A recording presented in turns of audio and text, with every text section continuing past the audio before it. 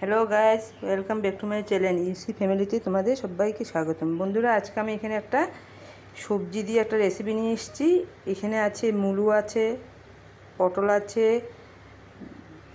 মিষ্টি কুমড় আছে, ডাঁটা আছে, ভাত করলা আছে, ঝিঙ্গে আছে, পটল আছে আর আলু আছে। এই কয়টা আর এটা হলো ডাংবটি।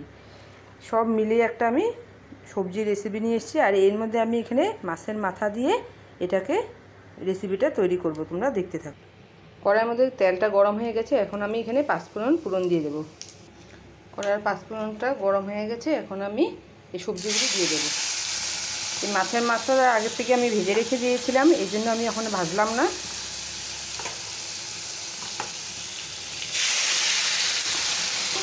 এর মধ্যে হলুদ একটু অ্যাড করে দিলাম, লবণ অ্যাড করলাম, জিরের গুঁড়ো একটু অ্যাড করলাম,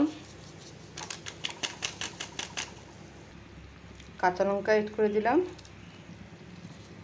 জিরের গুঁড়ো আর একটু লাগবে, এই জন্য আর একটু আমি দিয়ে দিলাম। এখন একটু ভালো মতো সাঁতলিয়ে তারপরে মাছের মাথাটাকে দেবো। এখন একটু ঢেকে দিলাম, এটা একটু সেদ্ধ হয়ে নেয়, তারপরে মাছের মাথাটা দেবো।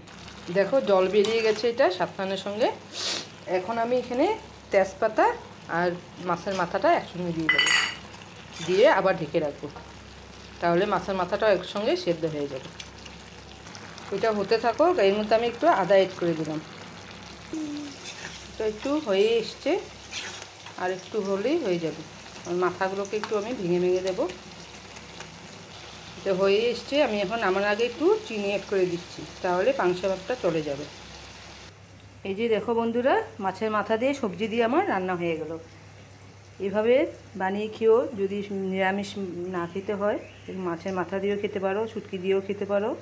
ভালো লাগলে লাইক শেয়ার কমেন্ট অবশ্যই করো বন্ধুরা, আমার পাশে থেকো। আমি তাহলে তোমাদের পরিবারে জয়েন্ট হব। বাই বাই বন্ধুরা।